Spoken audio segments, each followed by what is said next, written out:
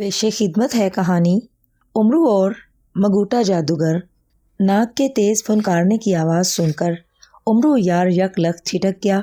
उसने खौफ भरी नज़रों से इधर उधर देखा, मगर उसे वहाँ कोई नाग दिखाई न दिया। उमरू शुमाली जंगल में था। वो सरदार मीर हमज़ा के लश्कर से निकलकर यहाँ आया था। एक मुहिम की वापसी पर सरदार मीर हमज़ा ने उसे सुर्ख मोहरों वाली बेशुमार सोने की अशरफियाँ दी थीं। 5 थैलियाँ थीं और हर थैली में सैकड़ों के हिसाब से अशरफियाँ होती थीं। उमरू जब तक इन तमाम अशरफियों को गिन ना लेता था उसे सुकून ही ना आता था। चुनाचे वो जंगल में आ गया और फिर वो सुबह से दोपहर तक जंगल में रुककर अशरफियाँ गिनता रहा। तमाम अशरफियाँ गिनकर वो वापस जाने के लिए उठा ही था कि ऐसे में उसे नाग के फुनकारने की तेज़ आवाज़ सुनाई दी और वो वहीं ठिठक कर रुक गया। फुनकार इस कदर तेज़ थी जैसे नाग उसके कहीं आसपास ही हो। उसके इर्द गिर्द बेशुमार घनी झाड़ियाँ और दरख्त थे। आवाज़ इसे दाएं तरफ झाड़ियों की तरफ से आती महसूस हुई थी। उसने फ़ौरन ज़ंबील से तलवार निकाल ली और गौर से इन झाड़ियों की तरफ देखने लगा। अभी वो इन झाड़ियों की तरफ देख ही रहा था कि अचानक उसे दाएं तरफ से वैसे ही फुनकार की आवाज़ सुनाई दी। वो बिजली किसी तेज़ी से उस तरफ मुड़ा। उस तरफ भी झाड़ियाँ थीं, मगर उनमें कोई हरकत नहीं थी। ठीक उसी लम्हे उसे अपने अकब से तेज़ फुनकार सुनाई दी तो वो भड़क कर पलटा, मगर वहाँ भी कोई सांप नहीं था। क्या मतलब? ये फुनकारें मुझे सिमत बदल बदल कर क्यों सुनाई दे रही हैं? उमरू ने हैरत भरे लहजे में कहा। उसी लम्हे उसे चौथी समत से भी फुनकार की आवाज़ सुनाई दी। उमरू बिजली किसी तेज़ी से मुड़ा। दूसरे लम्हे उसे दरख्तों के दरमियान से एक सब्ज़ रंग का लंबा सा नाग निकलकर अपनी तरफ आता दिखाई दिया। दाएं तरफ से एक बार फिर फुनकारने की आवाज़ सुनाई दी। उमरू ने सर घुमाया तो उसे झाड़ियों की तरफ से एक सुर्ख रंग का नाग निकलता दिखाई दिया। फिर तेज़ फुनकार सुनकर वो मुड़ा तो उसे उस तरफ नीले रंग का नाग दिखाई दिया। फिर चौथी समत से भी फुनकार की आवाज़ सुनाई दी। उमरू ने बौखला कर उस तरफ देखा तो उसे उस तरफ से स्याह रंग का नाग अपनी तरफ आता दिखाई दिया। नाग एक जैसे थे, सिर्फ उनके रंग अलग अलग थे। उनकी लंबाई, मोटाई और फन एक जैसे ही नजर आ रहे थे। वो उमरू से कुछ फासले पर रुक गए और कुंडली मारकर फन उठाए फुनकारने लगे। खुद को 4 नागों में घिरा हुआ देखकर उमरू के माथे पर पसीना आ गया था। नागों की गोल और तेज नजरें उमरू पर ही जमी हुई थीं। ख्वाजा उमरू अय्यार। अचानक उमरू को एक तेज और फुनकारती हुई आवाज़ सुनाई दी और उमरू बेइख्तियार उछल पड़ा। उसके सामने स्याह नाग था। कक किसकी आवाज़ है? कौन है ये? उमरू ने खौफ से हकलाते हुए कहा। उमरू ने साफ महसूस किया कि ये इंसानी आवाज़ इस स्याह नाग के मुंह से निकल रही थी। तुम? क्या तुम इंसानी आवाज़ में बात कर रहे हो? उमरू ने स्याह नाग की तरफ हैरत और खौफ से देखते हुए कहा। हाँ, मैं तुम ही से मुखातिब हूँ। स्याह नाग के मुंह से आवाज़ निकली। ओह, मगर ये कैसे मुमकिन है? नाग भला इंसानी आवाज़ में कैसे बात कर सकता है? उमरू ने हैरत भरे लहजे में कहा। हम नाग नहीं हैं उमरू अय्यार। दाएं तरफ मौजूद सुर्ख नाग ने इंसानी आवाज़ में कहा तो उमरू सर घुमाकर उसकी तरफ हैरत से देखने लगा। सुर्ख नाग की नज़रें भी उसी पर मरकूज़ थीं। कभी हम भी तुम्हारी तरह इंसान थे ख्वाजा उमरू अय्यार। मगर बाएं तरफ से सब्ज़ नाग की आवाज़ सुनाई दी। मगर क्या? उमरू ने इन बोलने वाले नागों की तरफ हैरत भरी नज़रों से देखते हुए कहा। हमें जादू से नाग बना दिया गया है। अकब में मौजूद नीले नाग की आवाज़ सुनाई दी। जादू से? क्या मतलब? उमरू ने हैरत भरे लहजे में कहा। उसी लम्हे नाग हरकत में आए और रेंगते हुए स्याह नाग के पास आ गए और फिर उसके करीब दाएं बाएं कुंडली मारकर बैठ गए। हाँ, हमें जादू से नाग बनाया गया है उमरू अय्यार। तुम डरो नहीं, हम तुम्हें यहाँ नुकसान पहुँचाने के लिए नहीं आए। स्याह नाग ने कहा। तो फिर क्यों आए हो यहाँ? क्या चाहते हो मुझसे? उमरू ने कहा। तुम ये तलवार अपने थैले में डालो और मेरे पास बैठ जाओ। मैं तुम्हें सारी दास्तान सुना देता हूँ। स्याह नाग ने कहा। मेरे पास इतना फालतू वक्त नहीं है کہ میں تمہاری داستان سننے کے لیے یہاں بیٹھ جاؤں؟ تم سب میرا راستہ چھوڑ دو، مجھے واپس جانا ہے، امرو نے منہ بنا کر کہا۔ چونکہ وہ چاروں اصلی ناگ نہیں تھے، اس سے امرو کی ڈھارس بندھ گئی تھی، اس لیے اب اس کے چہرے پر خوف اور پریشانی کے کوئی تاثرات نہیں تھے۔ اگر تم ہماری داستان نہیں سنو گے تو ہماری مدد کیسے کرو گے؟ سیاہ ناگ نے کہا۔ کیسی مدد؟ میں نے تم سے کب کہا ہے کہ میں تمہاری کوئی مدد کروں گا؟ امرو نے کہا۔ امرو عیار، ہم بے حد مصیبت میں ہیں، ہماری مدد صرف تم کر سکتے ہو۔ ہم چاروں بھائی پچھلے 100 سالوں سے عذاب بھگت رہے ہیں، اب ہمارا اس عذاب سے نجات کا وقت آ گیا ہے۔ ہمارے پاس صرف 3 دن باقی ہیں، اگر ان 3 دنوں تک تم نے ہماری مدد نہ کی تو ہم چاروں بھائی جل کر بھسم ہو جائیں گے، سیاہ ناگ نے کہا۔ اس کے لہجے میں بے پناہ پریشانی اور خوف تھا۔ 100 سالوں سے؟ کیا مطلب؟ کیا تم چاروں بھائی 100 سالوں سے زندہ ہو؟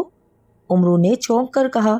ہماری عمریں 100 سالوں سے کہیں زیادہ ہیں امرو عیار، 100 سالوں سے تو ہم ناگ بنے ہوئے ہیں، سرخ ناگ نے کہا۔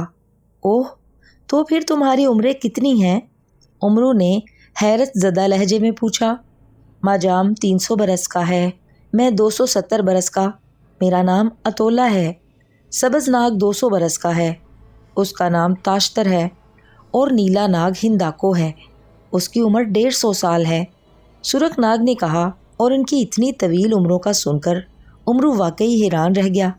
بڑی طویل عمریں ہیں تم چاروں کی، اتنی عمریں تو ناگوں اور کووں کی ہوتی ہیں، پھر تم کیسے کہہ سکتے ہو کہ تم انسان ہو؟ تمہیں جادو کے زور سے ناگ بنایا گیا ہے، امرو نے کہا۔ اسی لیے تو ماجام تم سے کہہ رہا ہے کہ ہمارے پاس بیٹھ جاؤ، ہماری داستان سنو گے تو تمہیں سب کچھ سمجھ میں آ جائے گا، سبز ناگ تاشر نے کہا۔ تم سینکڑوں برسوں کی طویل عمر رکھتے ہو، تمہاری داستان بھی اتنی ہی طویل ہوگی، تمہاری طویل داستان سنتے سنتے تو میں یہی وفات پا جاؤں گا، امرو نے ہنس کر کہا۔ اوہ نہیں، ہماری داستان اتنی طویل نہیں ہے، تم ہمیں شام تک کا وقت دے دو، میں تمہیں ہر بات تفصیل سے بتا دوں گا، سیاہ ناگ نے جلدی سے کہا۔ مگر تمہاری داستان سننے کا مجھے کیا فائدہ ہوگا؟ تمہاری داستان سننے سے تو بہتر ہے کہ میں کہیں جا کر محنت مزدوری کروں اور 10-20 ہزار اشرفیاں شام تک کما لوں۔ شام تک یہاں بیٹھا تمہاری داستان سنتا رہا تو میں کیا کماؤں گا اور اپنے 10 درجن بچوں کو کیا کھلاؤں گا؟ امرو نے منہ بناتے ہوئے کہا۔ وہ بے حد چالاک اور شاطر انسان تھا، ناگوں کے اس طرح سامنے آنے اور انہیں انسانوں کی طرح بات کرتے دیکھ کر اور یہ جان کر کہ وہ کئی 100 سالوں سے زندہ ہیں، امرو کے دل میں فوراً خیال آ گیا تھا کہ 100 سال زندہ رہنے والے ناگ عموماً زمین کے نیچے خزانوں کے ڈھیر پر رہتے ہیں، اور پھر اگر وہ چاروں واقعی انسان تھے اور انہیں جادو سے ناگ بنایا گیا ہے تو وہ خزانوں کے بارے میں زیادہ علم رکھتے ہوں گے۔ ایسی بات کر کے وہ ان ناگ بنے انسانوں پر ایسا ظاہر کرنا چاہتا تھا جیسے وہ انتہائی مفلس انسان ہے اور اسے دولت اور خزانے کی بے پناہ طلب ہو۔ محنت مزدوری کر کے تم شام تک 10-20 ہزار اشرفیاں کما لیتے ہو؟ حیرت ہے، دنیا میں ایسا کون سا کام ہے جس سے ایک دن میں 10-20 ہزار اشرفیوں کی آمدن ہو جاتی ہے؟ نیلے ناگ نے حیرت بھرے لہجے میں کہا، اور اس کی بات سن کر امرو نے بے اختیار ہونٹ بھینچ لیے۔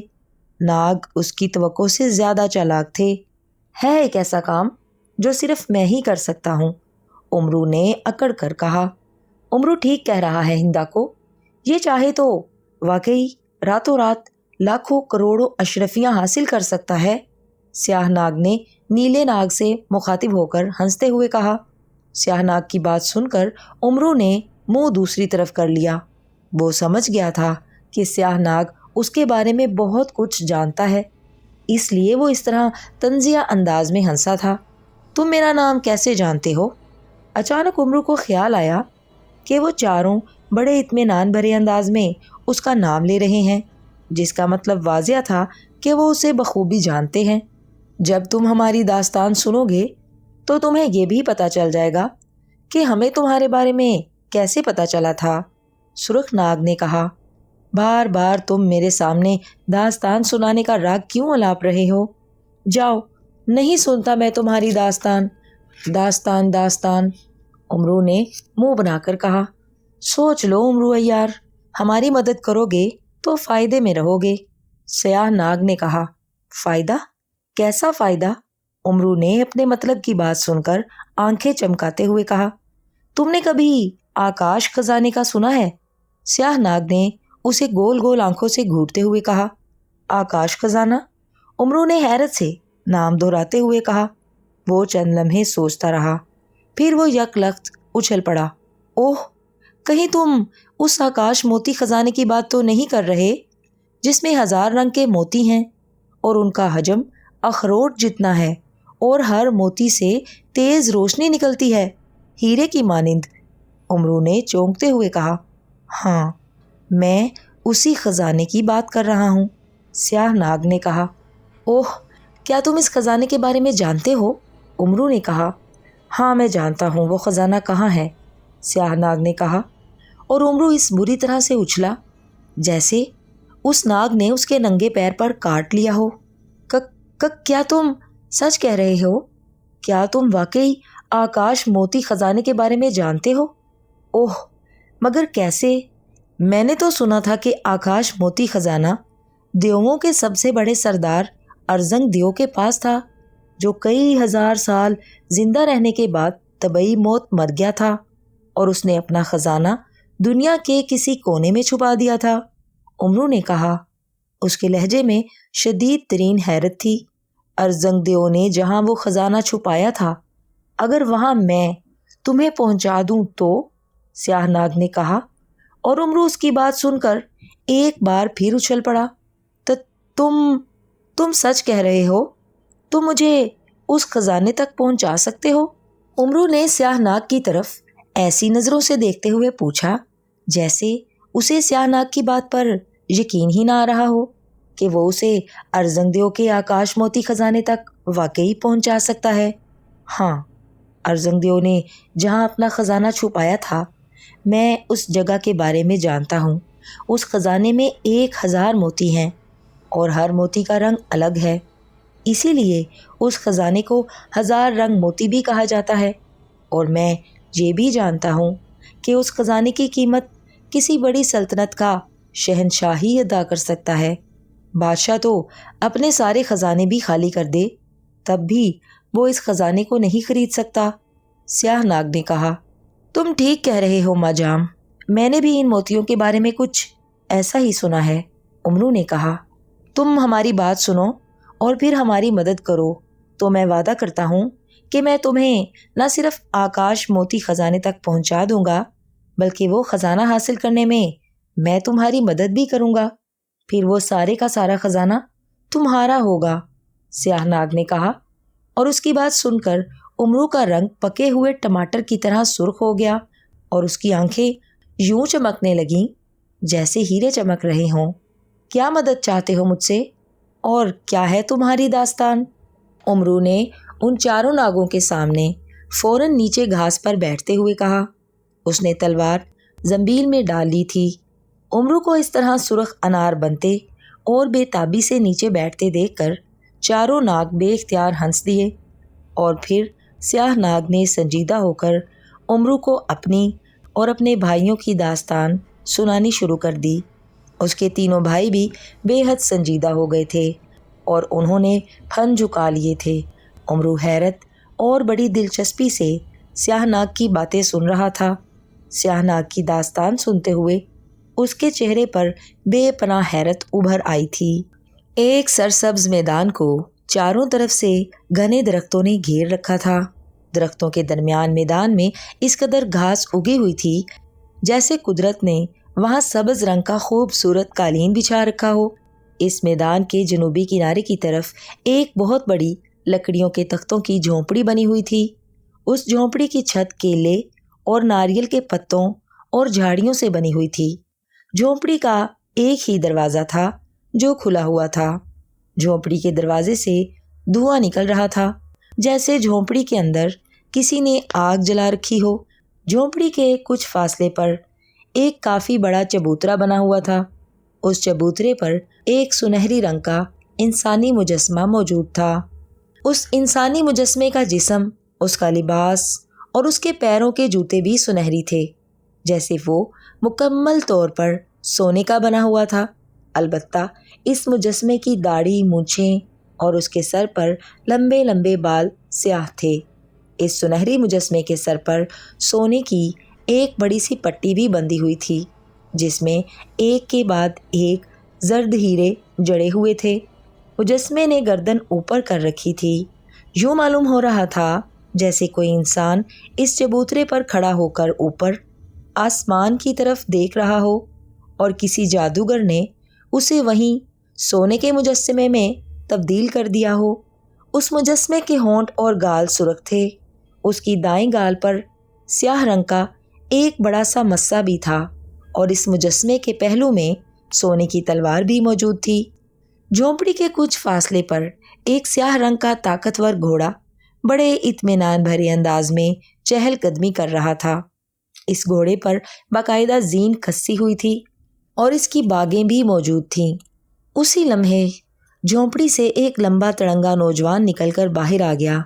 اس نوجوان کی لمبی مونچھیں تھیں اور اس کی چھوٹی سی داڑھی دونوں طرف سے بچھوؤں کے ڈنکوں کی طرح اٹھی ہوئی تھی۔ نوجوان کے بال بے حد بڑے ہوئے تھے۔ اس نے سرخ رنگ کے سر پر پٹی باندھ رکھی تھی۔ اس نے مالٹے رنگ کی قمیض اور سبز پاجامہ پہن رکھا تھا۔ کمر میں نیلا پٹکا تھا اور اس کی کمر پر نیلے رنگ کا ہی ایک بڑا سا کپڑا لہرا رہا تھا۔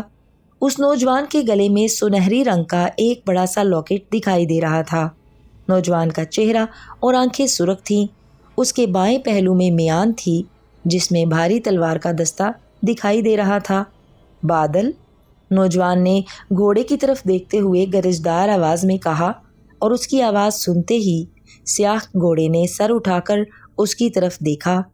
پھر وہ ہنہناتے ہوئے اپنے دونوں اگلے سم زمین پر مارنے لگا، جیسے اسے دیکھ کر خوشی کا اظہار کر رہا ہو، اور پھر وہ تیز تیز چلتا ہوا اس نوجوان کے پاس آ گیا۔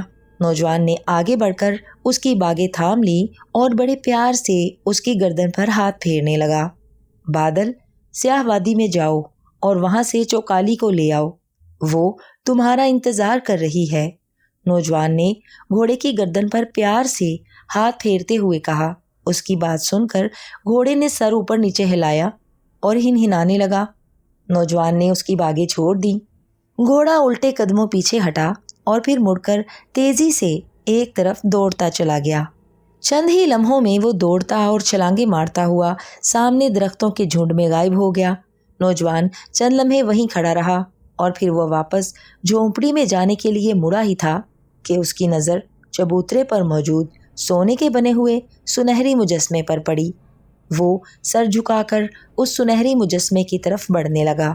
سنہری مجسمے کے قریب آ کر وہ رک گیا۔ بس آقا، صرف 2 دن، 2 دنوں کے بعد سب کچھ پہلے جیسا ہو جائے گا۔ میں نے امرو کی تلاش میں اپنے 4 شاگردوں کو بھیج دیا ہے۔ وہ امرو کو دنیا کے کسی بھی کونے میں جا کر تلاش کر لیں گے، اور پھر وہ امرو کو دولت کے لالچ کے ساتھ ساتھ ایسا چکر چلائیں گے کہ امرو خود ہی یہاں آنے پر مجبور ہو جائے گا۔ آقا، میں بس امرو کے یہاں آنے کا ہی انتظار کر رہا ہوں۔ جیسے ہی امرو یہاں آئے گا میں اسے فوراً ہلاک کر دوں گا اور پھر اس کا سارا خون آپ پر ڈال دوں گا۔ جیسے ہی آپ پر امرو کا خون گرے گا آپ سنہری بت سے دوبارہ اصلی حالت میں آ جائیں گے، نوجوان مجسمے کے سامنے کہتا چلا گیا۔ اسی لمحے اسے گھوڑے کے قدموں کی آواز سنائی دی۔ اس نے پلٹ کر دیکھا تو سامنے سے وہی سیاہ گھوڑا بادل بھاگا چلا آ رہا تھا جسے اس نے تھوڑی دیر پہلے بھیجا تھا۔ گھوڑے پر ایک سفید لبادے میں ملبوس ایک انتہائی بوڑھی عورت سوار تھی۔ بوڑھی عورت کے بال بے حد لمبے اور برف کی طرح سفید تھے۔ گھوڑا اس بوڑھی عورت کو لے کر اس نوجوان کے قریب آ گیا۔ جیسے ہی گھوڑا رکا بوڑھی عورت گھوڑے سے نیچے اتر آئی۔ اس نے مخصوص انداز میں پہلے سونے کے مجسمے کو جھک کر سلام کیا اور پھر نوجوان کی طرف دیکھ کر اس کے سامنے جھک گئی۔ مگوٹا، کس لیے بلایا ہے مجھے؟ کوئی خاص کام تھا مجھ سے؟ بوڑھیا نے نوجوان کی طرف دیکھتے ہوئے مؤدبانہ لہجے میں کہا۔ ہاں، مجھے تم سے ایک ضروری کام تھا چوکالی، نوجوان نے کہا جس کا نام مگوٹا تھا۔ بولو، کیا کام تھا؟ چوکالی نے کہا۔ اس کے لہجے میں کرختگی کا عنصر تھا، مگر وہ مگوٹا کے سامنے مؤدبانہ انداز میں بات کر رہی تھی۔ میں نے 4 جنات کو ایک انسان کی تلاش میں بھیج رکھا ہے جس کا نام امرو عیار ہے۔ 4 جنات کئی روز سے گئے ہوئے ہیں، نہ وہ واپس آئے ہیں اور نہ ہی مجھے ان کی کوئی اطلاع ہے۔ میں جاننا چاہتا ہوں کہ وہ کہاں ہیں اور امرو کو تلاش کرنے کے لیے وہ کیا کر رہے ہیں۔ مگوٹا نے کہا، ٹھیک ہے، میں ابھی پتہ کرتی ہوں، چوکالی نے کہا، اور پھر وہ اچانک وہاں سے دھواں بن کر غائب ہو گئی۔ پھر چند ہی لمحوں بعد وہ دوبارہ وہاں ظاہر ہو گئی۔ کچھ پتہ چلا ان کا؟ مگوٹا نے اسے دوبارہ نمودار ہوتے دیکھ کر جلدی سے پوچھا۔ ہاں، وہ آ رہے ہیں، چوکالی نے کہا۔ اسی لمحے اس کے دائیں بائیں آگ کے 4 شعلے سے آ کر گرے اور تیزی سے پھیلتے چلے گئے۔ دوسرے لمحے آگ کے ان شعلوں نے 4 مختلف رنگوں کے خوفناک جنات کا روپ دھار لیا۔ ان جنوں کا قد، ان کی شکل و صورت بالکل ایک جیسی تھی۔ بڑے بڑے چہروں والے ان جنوں کا رنگ اگر الگ الگ نہ ہوتا تو یوں لگتا جیسے وہ ایک ہی رنگ و روپ کے ہم شکل ہوں۔ ان میں سے ایک جن کا رنگ سیاہ تھا، دوسرے کا سرخ، تیسرے جن کا رنگ نیلا تھا اور چوتھے کا سبز۔ نمودار ہوتے ہی وہ مگوٹا کے سامنے مؤدبانہ انداز میں جھک گئے۔ تم 4 اب آئے ہو؟ کہاں تھے اتنے دن؟ میں کب سے تمہارا انتظار کر رہا تھا، مگوٹا نے انہیں دیکھ کر غصیلے لہجے میں کہا۔ امرو کی تلاش میں ہمیں دیر لگ گئی تھی آقا، اس کی تلاش میں ہمیں دنیا کے کئی چکر لگانے پڑے تھے، سیاہ جن نے کہا۔ پھر کیا ہوا، وہ ملا یا نہیں؟ مگوٹا نے اس کی طرف غور سے دیکھتے ہوئے کہا۔ آپ ہمیں کسی کی تلاش میں بھیجیں اور وہ ہمیں نہ ملے، یہ کیسے ہو سکتا ہے آقا؟ سرخ جن نے کہا۔ اوہ، اس کا مطلب ہے کہ امرو تمہیں مل گیا ہے۔ بہت خوب، بہت خوب، مگوٹا نے اس جن کی بات سن کر خوش ہوتے ہوئے کہا۔ وہ ہمیں بڑی مشکلوں سے ایک گھنے جنگل میں ملا تھا آقا، ہم نے فوراً اسے گھیر لیا تھا، پھر ہم نے اسے اپنی عیاری کے جال میں پھنسا لیا۔ وہ چالاک انسان واقعی بے حد لالچی ہے، اسے یہاں تک آنے کے لیے ہم نے مجبور کر دیا ہے۔ اس کے لیے ہمیں اسے طرح طرح کے لالچ بھی دینے پڑے تھے اور انعام بھی، سبز ناگ نے کہا۔ اوہ، کیا وہ اپنی مرضی اور اپنی خوشی سے یہاں آ رہا ہے؟ مگوٹا نے خوش ہو کر کہا۔ ہاں آقا، وہ بہت جلد یہاں آ جائے گا، اس نے ہم سے وعدہ کیا ہے، کوئی اور کام کرنے سے پہلے وہ ہمارا کام پہلے کرے گا اور جلد سے جلد یہاں آ جائے گا، نیلے ناگ نے کہا۔ تمہارا کام؟ کیا مطلب، تمہارا کون سا کام ہے؟ مگوٹا نے کہا۔ اس کے لہجے میں حیرت تھی۔ ہم نے اسے یہاں اپنا ہی کام کرنے کے بہانے سے بلایا ہے آقا، سیاہ ناگ نے کہا، اور پھر وہ مگوٹا کو بتانے لگا کہ اس نے امرو کو کس طرح یہاں آنے کے لیے مجبور کیا تھا۔ اوہ، پھر تو وہ یہاں کسی بھی وقت آ سکتا ہے۔ تم چاروں سمتوں میں چلے جاؤ، امرو کو تم پہچانتے ہو، جیسے ہی وہ یہاں آئے اسے فوراً پکڑ لینا اور اسے زنجیروں میں جکڑ کر میرے پاس لے آنا، مگوٹا نے کہا۔ جو حکم آقا، 4 جنات نے ایک ساتھ کہا اور تیزی سے چاروں اطراف میں بھاگتے چلے گئے۔ میرے لیے کیا حکم ہے؟ چوکالی نے پوچھا۔ تم جاؤ، ضرورت ہوگی تو میں بادل کو بھیج کر تمہیں دوبارہ بلا لوں گا، مگوٹا نے کہا۔ تو چوکالی نے اسبات میں سر ہلایا اور پھر وہ گھوڑے پر بیٹھ کر واپس ادھر مڑ گئی جدھر سے آئی تھی۔ امرو بے حد خوش تھا۔ 4 ناگ بھائیوں نے اسے ایک چھوٹے سے کام کے بدلے میں آکاش موتی خزانے تک پہنچانے کا وعدہ کیا تھا، اور پھر انہوں نے امرو کو 4 بڑے بڑے قیمتی ہیرے نیک شگون کے طور پر دے دیے تھے۔ ان ہیروں کو پا کر امرو کی خوشی کئی گنا بڑھ گئی تھی اور اس نے ان ناگوں سے وعدہ کر لیا تھا کہ وہ ان کی مدد ضرور کرے گا۔ ان 4 ناگوں نے امرو کو اپنی داستان سناتے ہوئے کہا تھا کہ وہ 4 بھائی ہیں اور جادوگر ہیں جو کئی 100 سالوں سے زندہ تھے۔ चारों जादूगर जादूस्तान में रहते थे, जहां उन्होंने अपनी एक अलग रियासत बना रखी थी। उनकी रियासत में सवाए जादूगरों और जादूगरनियों के और कोई नहीं आता था। स्याह नाग, जिसका नाम माजाम था, जादूगरों का बादशाह था, जबकि अतोला उसका वजीर आज़म। इसी तरह ताशर और हिंदाको उसके सिपा सलार और मुशीर ख़ास थे। जादूस्तान पर इन चारों भाइयों ने अपना तसल्लुत कायम कर रखा था। इस रियासत में कोई भी जादूगर उनकी इजाज़त के बगैर कोई काम नहीं करता था। जादूस्तान के साथ एक जादू नगरी थी। इस जादू नगरी में भी जादूगरों और जादूगरनियों का राज था। इस जादू नगरी में धागो नामी जादूगर हुक्मरानी करता था। धागो जादूगर इन चारों भाइयों से बेपनाह नफरत करता था। उसने एक दिन अपनी जादूगरों की फौज के साथ जादूस्तान पर हमला कर दिया। दोनों रियासतों की फौजें बुरी तरह से लड़ने लगीं। धागो जादूगर की फौज ज़्यादा थी। उन्होंने बहुत जल्द जादूस्तान पर फतह हासिल कर ली थी। धागो जादूगर के हुक्म से इन चारों भाइयों को गिरफ्तार करने की कोशिश की, मगर वो चारों जादूस्तान से भाग गए। धागो जादूगर ने उनका ताक़ुब किया और फिर एक सब्ज़ मैदान में उसने इन चारों भाइयों को घेर लिया। उनके दरमियान ज़बरदस्त जादूगरी का मुकाबला हुआ। धागो जादूगर अकेला था, मगर इन चारों से ज़्यादा ताकतवर था। तरह तरह के खौफनाक जादुई वारों से उसने इन चारों को शदीद ज़ख्मी कर दिया था, जिस पर तंग आकर उन्होंने धागो जादूगर पर सुनहरी वार कर दिया और धागो जादूगर वहीं सोने का मुजस्मा बन गया। मगर सोने का मुजस्मा बनने से पहले वो इन चारों जादूगरों पर भी एक ताकतवर जादू कर चुका था, जिससे वो चारों भाई अलग अलग रंगों के नाग बन गए थे। इन चारों नागों ने उमरू को ये भी बता दिया था कि वो नाग बनकर सारी दुनिया में घूमते रहे हैं, ताकि किसी तरह वो अपनी असली हालत में आ जाएं। मगर 100 सालों तक उन्हें नागों से दोबारा इंसान बनने का कोई रास्ता, कोई तरीका नहीं मिला था। वो ज़मीन की तहों में रहते थे। एक दिन वो एक गार में थे कि वहाँ एक स्याह रंग का फनियर नाग आ गया। उसने उन्हें बताया कि नाग के अजाब में मुब्तला हुए उन्हें 100 बरस गुजर चुके हैं। अब अगर वो कोशिश करें तो इस अजाब से छुटकारा पा सकते हैं। फनियर नाग ने उन्हें बताया कि वो लागारों के जंगल में चले जाएं। वहाँ एक उमरू अय्यार नामी इंसान मौजूद है। वो चारों उसे अपने बारे में सारी हकीकत बता दें। अगर उमरू अय्यार उनकी मदद के लिए राज़ी हो गया तो वो दोबारा नागों से इंसान बन जाएंगे। उसके लिए उमरू अय्यार को सिर्फ इतना करना होगा कि वो वाबाश के इलाके में मौजूद सब्ज़ मैदान में जाकर धागो जादूगर के उस सुनहरी मुजस्मे को तोड़ दे।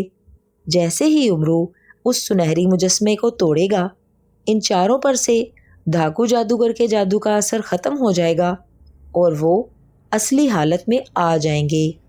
इन नागों ने उमरू को एक आसान तरीन काम बताया था। उसे बस इस सब्ज़ मैदान में जाकर एक सुनहरी इंसानी मुजस्मे को तोड़ना था। इन नागों ने उमरू को ये इख्तियार भी दे दिया था कि धागो जादूगर जो सोने का मुजस्मा बना हुआ है, उसे तोड़कर उमरू सारा सोना खुद रख सकता है। उमरू ने उनका काम करने की हामी भर ली थी और नेक शगुन के तौर पर उनसे कुछ हीरे भी हासिल कर लिए थे जो बेहद कीमती थे। धागो जादूगर के मुजस्मे का सोना और फिर इन नागों ने उसे एक बहुत बड़ा आकाश मोतियों का ख़जाना भी देने का वादा किया था। इसलिए उमरू खुश था, बेहद खुश। इन नागों से हीरे लेकर वो इनके काम का वादा करके उमरू वापस सरदार अमीर हमज़ा के लश्कर में आ गया था। इन दिनों चूँकि सरदार अमीर हमज़ा और शहनशाह फरस्याब की फ़ौजों के दरमियान खामोशी छाई हुई थी, इसलिए उमरू को वहाँ रुके रहने की ज़रूरत नहीं थी। सरदार अमीर हमज़ा भी अपने किसी ज़ाती काम के सिलसिले में बसरा गए हुए थे, इसलिए उमरू ने अपने खैमे में आकर अपना लिबास बदला और फिर वो वाबाश के इलाके की तरफ जाने के लिए तैयार हो गया।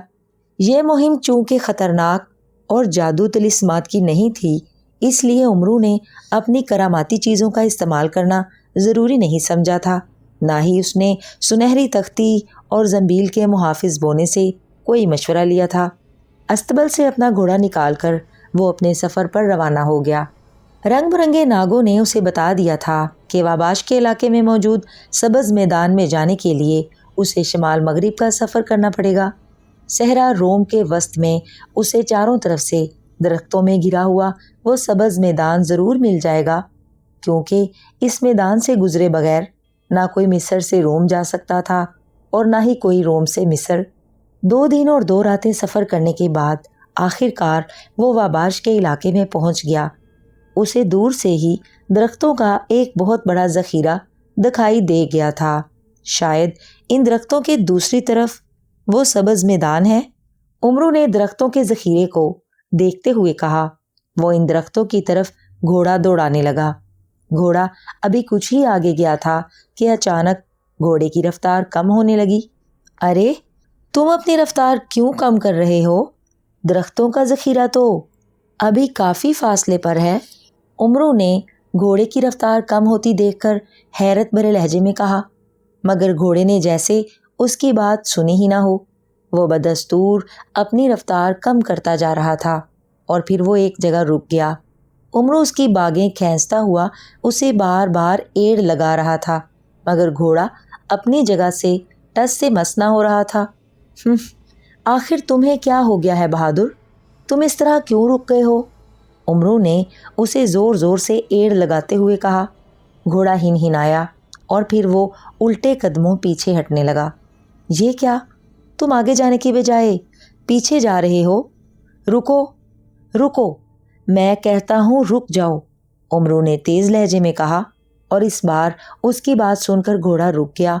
عمرو نے اسے پھر آگے جانے کے لیے کہا، مگر گھوڑا ہنہنا کر زور زور سے انکار میں سر ہلانے لگا۔ کیا مطلب؟ تم آگے جانے سے انکار کیوں کر رہے ہو؟ عمرو نے اسے انکار میں سر ہلاتے دیکھ کر حیرت بھرے لہجے میں کہا۔ اس بار جواب میں بہادر نے اثبات میں سر ہلایا تھا۔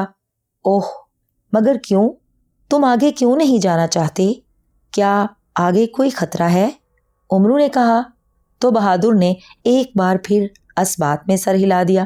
اب تو عمرو حیران ہوئے بغیر نہ رہ سکا۔ اس نے سامنے دیکھا، وسیع میدان میں اسے کچھ بھی دکھائی نہیں دے رہا تھا۔ حیرت ہے، مجھے تو آگے کوئی خطرہ دکھائی نہیں دے رہا۔ کیا آگے کوئی سانپ ہے؟ عمرو نے گھوڑے سے اتر کر اس کی گردن پر پیار سے ہاتھ پھیرتے ہوئے کہا، مگر اس بار بہادر نے اس کی بات کا کوئی جواب نہیں دیا۔ بتاؤ بہادر، کیا آگے کوئی سانپ ہے؟ عمرو نے اس سے پھر پوچھا۔ اس بار بہادر زور سے ہنہنایا، ساتھ ہی اس نے اپنے سر کو ایک زوردار جھٹکا دیا۔ جھٹکا اس قدر زوردار اور اچانک تھا کہ عمرو کے ہاتھ سے بے اختیار باگیں نکل گئیں، اور پھر اس سے پہلے کہ عمرو کچھ سمجھتا، بہادر تیزی سے پلٹا اور پھر برق رفتاری سے واپس بھاگتا چلا گیا۔ ارے ارے، کہاں جا رہے ہو؟ بہادر رکو، میری بات سنو، بہادر بہادر۔ اسے بھاگتا دیکھ کر عمرو نے بوکھلا کر اس کے پیچھے بھاگتے ہوئے کہا، مگر بہادر کی رفتار اس سے کہیں زیادہ تیز تھی۔ دیکھتے ہی دیکھتے وہ بہت دور نکل گیا اور عمرو اسے دور جاتا دیکھ کر وہیں رک گیا۔ یہ بہادر کو کیا ہو گیا ہے؟ مجھے اس طرح یہاں اکیلا چھوڑ کر یہ کیسے جا سکتا ہے؟ عمرو نے پریشانی کے عالم میں کہا۔ بہادر اب اس کی نظروں سے اوجھل ہو گیا تھا۔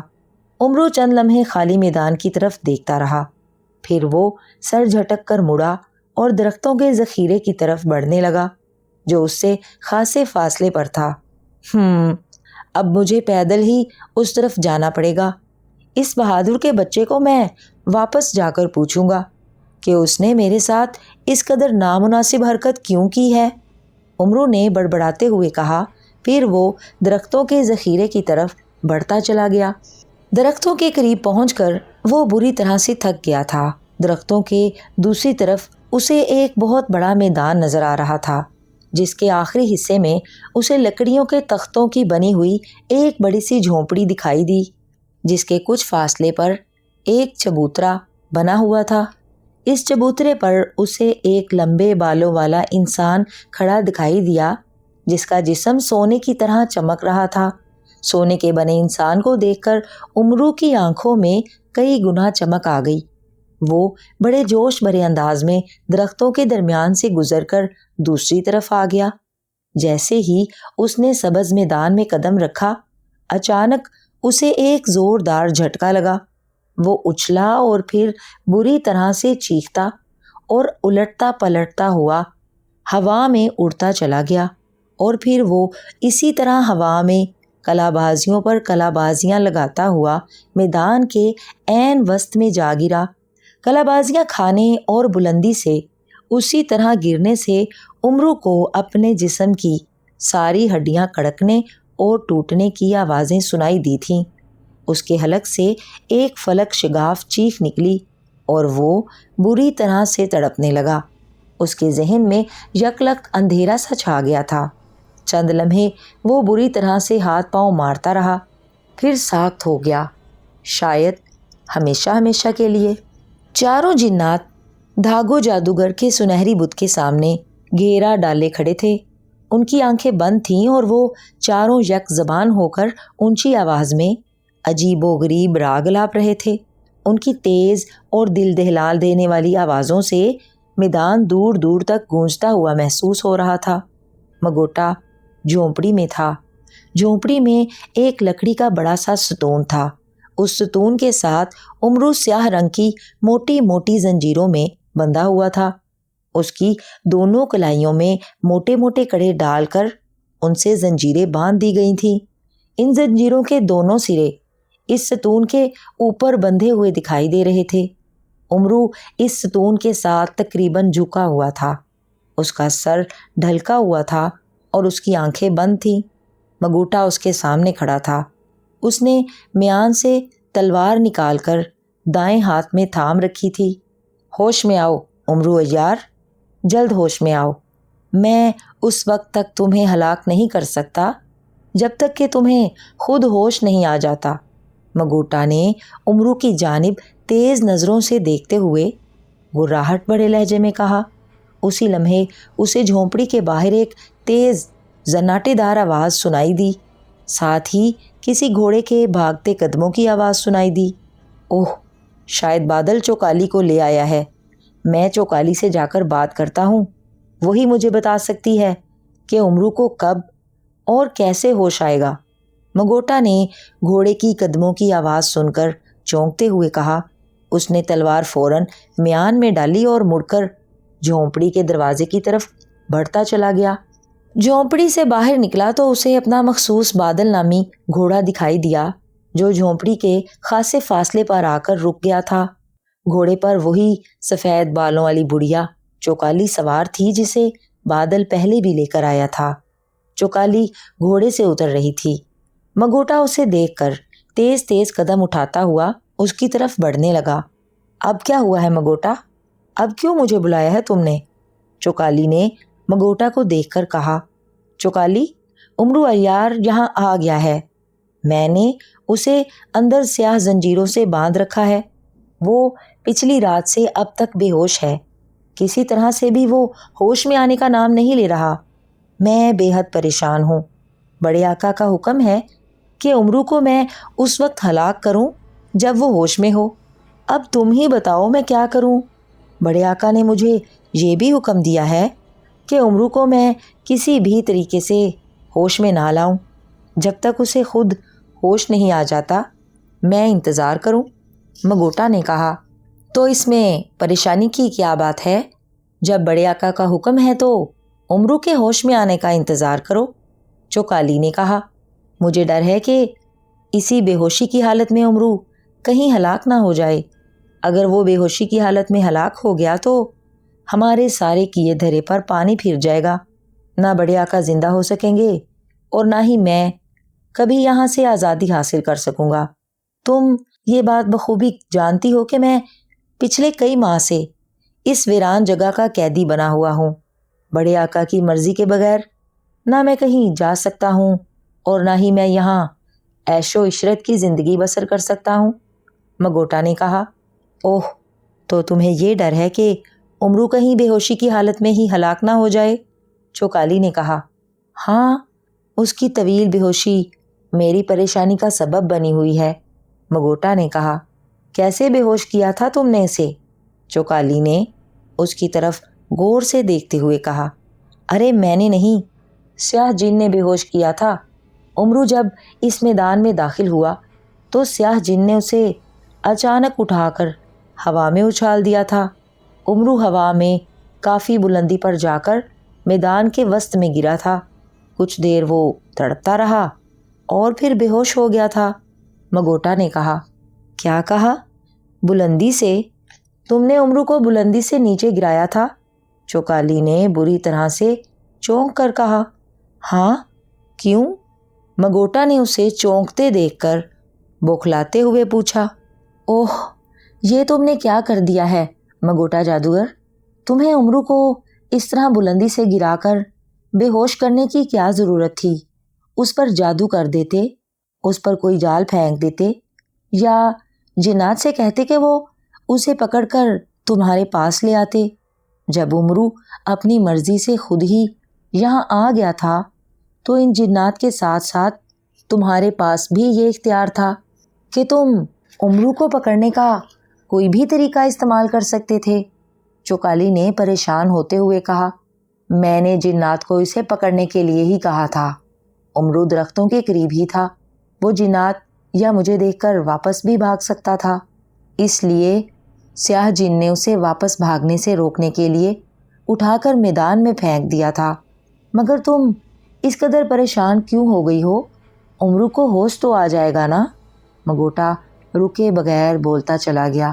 اب تو تم پر اور ان رنگ برنگے جنات پر قسمت مہربان ہوگی، تبھی امرو کو ہوش آئے گا۔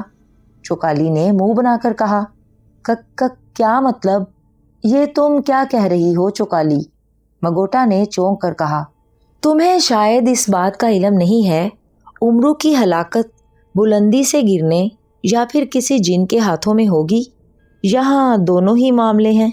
سیاہ جن نے اسے اٹھا کر بلندی کی طرف اچھال دیا تھا اور امرو بلندی سے گرا تھا، جس سے اس کی ہلاکت یقینی ہو گئی ہے، قطعی یقینی، چوکالی نے کہا، اور اس کی بات سن کر مگوٹا کا رنگ زرد ہو گیا۔ اوہ، اب کیا ہوگا؟ بڑے آقا پر تو امرو کا خون اسی صورت میں ڈالا جا سکتا ہے جب تک وہ مکمل طور پر صحت مند ہو اور ہوش میں ہو۔ مگوٹا نے بوکھلائے ہوئے لہجے میں کہا۔ ہاں، بڑے آقا پر تندرست اور ہوش مند امرو کو قتل کر کے اس کا خون ڈالا جائے، تبھی وہ زندہ ہو سکتے ہیں، ورنہ نہیں۔ امرو کا تندرست اور ہوش میں ہونا بہت ضروری ہے، ورنہ اس کے خون کا بڑے آقا کے مجسمے پر کوئی اثر نہیں ہوگا، چوکالی نے کہا۔ اور اگر امرو اسی حالت میں ہلاک ہو گیا تو؟ مگوٹا نے اسی طرح خوف اور پریشانی کے عالم میں کہا۔ اگر امرو اسی حالت میں ہلاک ہو گیا تو بڑے آقا کو زندہ کرنے کا خواب ہمیشہ ہمیشہ کے لیے خواب ہی رہ جائے گا۔ نہ بڑے آقا زندہ ہوں گے اور نہ تم اس ویرانے سے کبھی جا سکو گے، بلکہ امرو کی ہلاکت کے 3 دن بعد بڑے آقا کا بت خود ہی ٹوٹ جائے گا اور بڑے آقا کی ہلاکت کے ساتھ تم اور تمہارے غلام جن بھی ہلاک ہو جائیں گے، چوکالی نے کہا، اور اس کی بات سن کر مگوٹا کا چہرہ خوف سے پیلا پڑ گیا۔ نہیں، یہ نہیں ہو سکتا، کچھ کرو چوکالی، تم مہا شیطان کی پجارن ہو، تم بہت کچھ کر سکتی ہو، میری مدد کرو، امرو کو کسی طرح ہلاک ہونے سے پہلے ایک بار ہوش میں لے آؤ۔ جیسے ہی اسے ہوش آئے گا میں تلوار کے ایک ہی وار سے اس کی گردن اڑا دوں گا، بس ایک بار، صرف ایک بار اسے ہوش میں لے آؤ۔ مگوٹا نے منت بھرے لہجے میں کہا۔ ہاں، میں مہا شیطان کی پجارن ہوں، مگوٹا نے منت بھرے لہجے میں کہا۔ ہاں، میں مہا شیطان کی پجارن ہوں، اور اگر امرو کی سانسیں چل رہی ہیں تو میں اسے ہوش میں بھی لا سکتی ہوں، مگر میں یہ کام ایک شرط پر کروں گی، چوکالی نے کہا۔ تمہاری جو بھی شرط ہوگی میں مان لوں گا چوکالی، تم بس امرو کو ہوش میں لے آؤ، اسے ہلاک کر کے اور بڑے آقا کو زندہ کرنے کے بعد تم جو کہو گی میں کروں گا، مگوٹا نے جلدی کہا۔ سوچ لو، اگر تم اپنی بات سے مکر گئے تو؟ چوکالی نے اس کی طرف غور سے دیکھتے ہوئے کہا۔ نہیں مکروں گا، کبھی نہیں مکروں گا، تم بتاؤ، میں تمہاری ہر شرط پوری کروں گا، مگوٹا نے اسی انداز میں کہا۔ نئی زندگی حاصل کرنے کے بعد کیا تم مجھ سے شادی کرو گے؟ چوکالی نے اس کی طرف بڑے غور سے دیکھتے ہوئے کہا۔ شادی؟ اس کی بات سن کر مگوٹا بری طرح سے اچھل پڑا۔ ایک لمحے کے لیے اس کے چہرے پر حیرت چھائی اور پھر اس کا چہرہ غصے سے بگڑتا چلا گیا۔ یہ کیا بکواس کر رہی ہو تم چوکالی؟ میں تم جیسی بدصورت اور بوڑھی چڑیل سے شادی کروں گا؟ تم ایسا سوچ بھی کیسے سکتی ہو؟ مگوٹا نے انتہائی غضبناک لہجے میں کہا۔ سوچ لو مگوٹا، امرو کی زندگی خطرے میں ہے، وہ کسی بھی لمحے ہلاک ہو سکتا ہے۔ اس کے ہلاک ہونے کا مطلب ہوگا تمہاری موت۔ اگر تم اس جوانی میں مرنا چاہتے ہو تو مجھے کیا، میں چاہوں تو امرو کی زندگی بچا بھی سکتی ہوں اور اسے ہوش میں بھی لا سکتی ہوں، چوکالی نے کہا۔ تم حد سے بڑھ رہی ہو چوکالی، تم مگوٹا نے غصے سے لرزتے ہوئے لہجے میں کہا۔ بلندی سے گرنے کی وجہ سے امرو کی ریڑھ کی ہڈی اور کئی پسلیاں ٹوٹ چکی ہیں۔ اس حالت میں اس کا زندہ رہنا ناممکن ہے۔ تمہارا یہ خدشہ بے بنیاد نہیں ہے۔ خود بخود امرو کا ہوش میں آنا ناممکن ہے، وہ اسی حالت میں ہلاک ہونے والا ہے، چوکالی نے کہا، اور اس کی بات سن کر مگوٹا کا رنگ ایک بار پھر بدل گیا۔ وہ چند لمحے غصے سے کھولتا رہا اور انگارہ برساتی آنکھوں سے چوکالی کی طرف دیکھتا رہا۔ پھر اس نے زور زور سے سر جھٹکنا شروع کر دیا، جیسے اپنے غصے پر قابو پا رہا ہو۔ شادی کے علاوہ تمہاری جو بھی شرط ہوگی وہ میں پوری کروں گا چوکالی، مگر شادی، میرے لیے تم سے شادی کرنا ممکن نہیں ہوگا، مگوٹا نے غصے اور پریشانی سے جبڑے بھینچتے ہوئے کہا۔ یہی میری پہلی اور آخری شرط ہے مگوٹا، مجھ سے شادی کرنے کا وعدہ کرو گے تبھی میں تمہاری مدد کروں گی، ورنہ نہیں، چوکالی نے کہا، اور مگوٹا غصے سے گررا کر رہ گیا۔ جو فیصلہ کرنا ہے جلدی کرو مگوٹا، امرو آخری دموں پر ہے، موت اس کے سر پر کھڑی ہے، وہ کسی بھی لمحے امرو کو اپنے شکنجے میں لے سکتی ہے۔ اگر دیر ہو گئی تو پھر میں بھی کچھ نہیں کر سکوں گی، چوکالی نے کہا، اور مگوٹا گھبرائی ہوئی نظروں سے جھونپڑی کی طرف دیکھنے لگا۔ ٹھیک ہے چوکالی، تم اس وقت میری مجبوری کا فائدہ اٹھا رہی ہو، میں بے موت نہیں مرنا چاہتا، بے موت مرنے سے تو یہی بہتر ہے کہ میں تمہاری شرط مان لوں، مگوٹا نے تھکے تھکے اور بے حد افسردہ سے انداز میں کہا، اور اس کی بات سن کر چوکالی خوشی سے اچھل پڑی۔ اوہ، تو کیا تم مجھ سے شادی کرنے کے لیے راضی ہو مگوٹا؟ چوکالی نے مسرت بھرے لہجے میں کہا۔ ہاں، اگر میں زندہ رہا تو میں تم سے شادی کروں گا چوکالی، مگوٹا نے مرے مرے سے لہجے میں کہا۔ وعدہ کرو، مہا شیطان کی قسم کھا کر وعدہ کرو کہ تم اپنے وعدے سے نہیں مکرو گے، چوکالی نے تیز لہجے میں کہا۔ میں مہا شیطان کی قسم کھاتا ہوں کہ میں تم سے شادی کروں گا، مگوٹا کے منہ سے ایسی آواز نکلی جیسے وہ کسی گہرے کنویں سے بول رہا ہو۔ اس کا چہرہ تاریک سا ہو گیا تھا۔ بہت خوب، بہت خوب مگوٹا جادوگر، تم نے مہا شیطان کی قسم کھائی ہے، مجھے یقین ہے کہ تم اپنا وعدہ ضرور پورا کرو گے۔ اگر تم نے اپنا وعدہ پورا نہ کیا تو تم مہا شیطان کے قسم کھانے کی وجہ سے فوراً جل کر بھسم ہو جاؤ گے۔ اب آؤ، میں امرو کو تمہاری آنکھوں کے سامنے نہ صرف تندرست کروں گی بلکہ اسے ہوش میں بھی لے آؤں گی۔ وہ جیسے ہی ہوش میں آئے تم فوراً تلوار کا وار کر کے اس کا سر قلم کر دینا، چوکالی نے کہا تو مگوٹا نے اس بات میں سر ہلا دیا۔ اس نے میان سے ایک بار پھر تلوار باہر نکال لی اور پھر وہ دونوں جھونپڑی کی طرف بڑھتے چلے گئے۔ امرو نے کراہتے ہوئے آنکھیں کھولیں تو اسے اپنی آنکھوں کے سامنے دھواں ہی دھواں دکھائی دیا۔ اسے یوں محسوس ہوا جیسے وہ آسمان پر موجود بادلوں کے درمیان ہو۔ ہر طرف سفید سفید دھواں سا ناچتا نظر آ رہا تھا۔ امرو جہاں تھا وہ جگہ ٹھوس ضرور محسوس ہو رہی تھی، مگر وہاں بھی دھواں تھا۔ یہ کون سی جگہ ہے؟ میں کہاں آ گیا ہوں؟ امرو نے حیرت بھرے لہجے میں کہا اور اٹھ کر کھڑا ہو گیا۔ اس کے ذہن میں فوراً سانپ کا منظر ابھر آیا۔ وہ درختوں کے جھنڈ میں داخل ہو کر ایک ہرے بھرے میدان میں داخل ہوا ہی تھا کہ اچانک اسے یوں محسوس ہوا جیسے کسی نے ایک جھٹکے سے اسے اٹھا کر ہوا میں اچھال دیا ہو۔ وہ فضا میں گھومتا کلا بازیاں کھاتا میدان کے درمیان میں جا گرا تھا۔ خاصی بلندی سے گرنے کی وجہ سے اسے اپنے جسم کی ایک ایک ہڈی ٹوٹتی ہوئی محسوس ہوئی تھی۔ تکلیف کا شدید احساس اس کے سارے جسم میں سرایت کر گیا تھا اور اس تکلیف کی شدت نے ہی اسے بے ہوشی کی دنیا میں دھکیل دیا تھا۔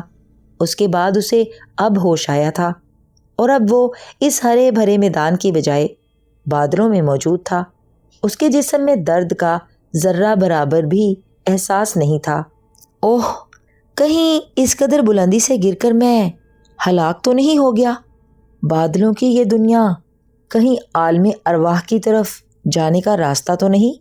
امرو نے اچانک چونک کر کہا۔ اس نے فوراً اپنے ایک ہاتھ سے دوسرے ہاتھ کی پشت پر چٹکی بھری۔ دوسرے لمحے اس کے منہ سے بے اختیار سسکاری سی نکل گئی۔ چٹکی بھرتے ہی اسے درد کا شدید احساس ہوا تھا۔ درد ہو رہا ہے، اس کا مطلب ہے ابھی میں زندہ ہوں، امرو نے مسکرا کر کہا۔ اسی لمحے اچانک اس کے سامنے بادل کی ایک ٹکڑی سمٹنے لگی۔ یہ دیکھ کر وہ چونک پڑا۔ بادل تیزی سے حرکت کر رہا تھا اور انسانی جسم کا روپ اختیار کرتا جا رہا تھا۔ چند ہی لمحوں میں امرو کے سامنے دھوئیں کا بنا ہوا ایک بوڑھا سا انسان نمودار ہو گیا۔ اس بوڑھے کے سر کے بال لمبے لمبے تھے اور اس کی داڑھی مونچھیں بھی تھیں۔ بوڑھے کے بال برف کی طرح سفید تھے۔ انہوں نے دھوئیں کا ہی لبادے نما لباس پہن رکھا تھا۔ تم ٹھیک کہہ رہے ہو امرو بیٹا، تم واقعی ابھی زندہ ہو، دھوئیں کے بنے بزرگ نے امرو کی طرف دیکھتے ہوئے شفقت بھرے لہجے میں کہا۔ اوہ، اور آپ کون ہیں نیک بزرگ؟ امرو نے ان کے لہجے کی ملائمت دیکھ کر کہا۔ میں اللہ کا ایک بندہ ہوں بیٹا، میرا نام جبل بابا ہے، بزرگ نے کہا۔ جبل تو پہاڑ کو کہتے ہیں اور آپ تو دھوئیں کے بنے ہوئے ہیں، امرو نے حیرانی سے کہا۔ میں جبل پر ہی رہتا ہوں اور دن رات اللہ کی عبادت کرتا ہوں۔ تمہیں مصیبت میں دیکھ کر تمہاری مدد کرنے اس حالت میں تمہارے سامنے آیا ہوں امرو بیٹا، نیک بزرگ نے کہا۔ اوہ، تو آپ میری مدد کرنے آئے ہیں؟ امرو نے چونک کر کہا۔ ہاں، بہرحال اب میری بات غور سے سنو، میں زیادہ دیر یہاں نہیں رک سکتا۔ میں تمہیں صرف یہ بتانے کے لیے آیا ہوں کہ جنگل میں تمہیں جو 4 ناگ ملے تھے انہوں نے تم سے جھوٹ کہا تھا کہ وہ آدم زاد ہیں۔ وہ آدم زاد نہیں ہیں بلکہ وہ جنات ہیں جو ناگوں کا روپ بدل کر تمہاری تلاش میں آئے تھے۔ انہوں نے تمہیں جو داستان سنائی تھی وہ بھی جھوٹ پر مبنی تھی۔ وہ تمہیں صرف واباش کے سبز علاقے تک لانا چاہتے تھے تاکہ تم اپنی مرضی اور اپنی خوشی سے اس طرف جا سکو، نیک بزرگ نے کہا، اور ان کی بات سن کر امرو حیران رہ گیا۔ یہ آپ کیا کہہ رہے ہیں نیک بابا؟ ناگ جن تھے اور مجھے واباش کے علاقے کی طرف بھیجنا چاہتے تھے؟ مگر کیوں؟ امرو نے حیرت بھرے لہجے میں کہا۔ اس میدان میں سونے کا بنا ہوا ایک بت ہے بیٹا، وہ بت ایک جادوگر کا ہی ہے، مگر اس جادوگر کو ان ناگوں نے جادو کے زور سے بت نہیں بنایا بلکہ وہ دولت کے لالچ کی وجہ سے خود اپنے ہی جادو کا شکار ہو گیا تھا۔ وہ جادو کے ذریعے اپنے لیے ساری دنیا کی دولت، خاص طور پر سونا حاصل کرنا چاہتا تھا، مگر اس کی غلطی کی وجہ سے اس کا جادو اسی پر اثر انداز ہو گیا اور وہ وہیں سونے کا بت بن گیا۔ اس جادوگر کا نام دھاگو جادوگر ہے۔ اس کے غلام مگوٹا نے جب اسے اس طرح سونے کا مجسمہ بنتے دیکھا تو وہ اسے جادو کی دنیا سے نکال کر یہاں لے آیا تھا۔ اس نے دھاگو جادوگر کو سونے کے مجسمے سے دوبارہ انسان بنانے کی ہر ممکن کوشش کی تھی مگر کامیاب نہ ہو سکا تھا۔ پھر اس نے اپنے شیطان آقا سے رابطہ کیا۔ شیطان نے اسے بتایا کہ دھاگو جادوگر نے چونکہ لالچ کیا تھا اس لیے اسے اس کے لالچ کی سزا ملی ہے۔ اب وہ دوبارہ اسی صورت میں اپنی اصلی حالت میں آ سکتا ہے جب کوئی اس سے بھی بڑا لالچی انسان ہو اور اس انسان کو ہلاک کر کے اس کا خون دھاگو جادوگر کے بت پر ڈالا جائے۔ اس لالچی انسان کے لیے یہ بھی ضروری تھا کہ وہ اپنی مرضی سے اس جگہ جائے جہاں دھاگو جادوگر کا سنہری بت موجود ہے۔ اس وقت تک دھاگو جادوگر کا سنہری بت اور مگوٹا کو وہیں سبز میدان میں ہی رہنا تھا۔ شیطان نے مگوٹا کے اصرار پر بتایا کہ اگر امرو عیار نامی انسان کو تلاش کیا جائے اور اسے کسی طرح عیاری کے جال میں پھنسا کر اس طرف آنے پر مجبور کیا جائے اور پھر اسے ہلاک کر کے اس کا خون دھاگو جادوگر کے سنہری بت پر ڈالا جائے تو دھاگو جادوگر دوبارہ اپنی اصلی حالت میں واپس آ سکتا ہے۔ اسی لیے مگوٹا نے فوراً اپنے غلام جنوں کو تمہاری تلاش میں بھیج دیا تھا اور ناگ بن کر انہوں نے تمہیں ڈھونڈ لیا۔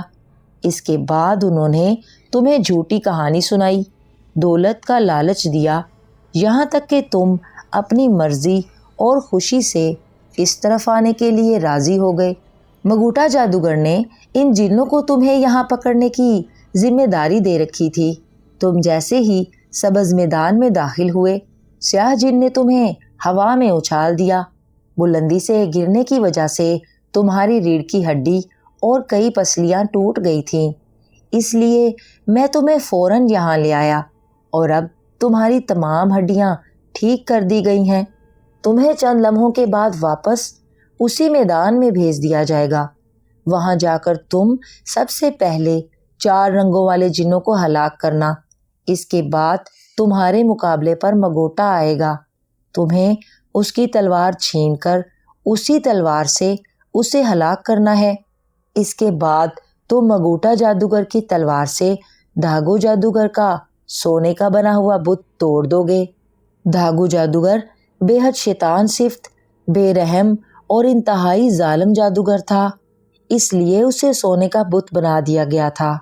اگر وہ دوبارہ اصلی حالت میں آ گیا تو وہ نیک لوگوں کا جینا مشکل کر دے گا اور اس کی ہلاکت تمہارے ہاتھوں ہی ہوگی۔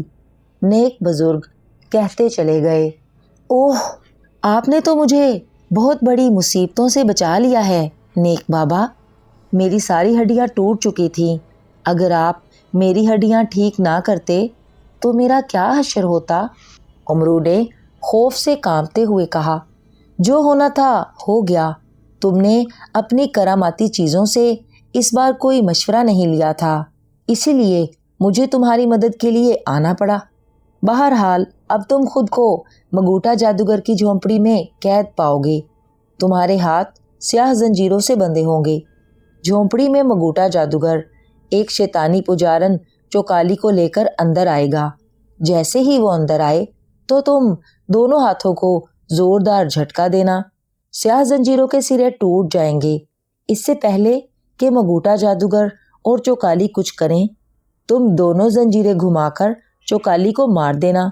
زنجیریں لگتے ہی چوکالی فوراً جل کر فنا ہو جائے گی۔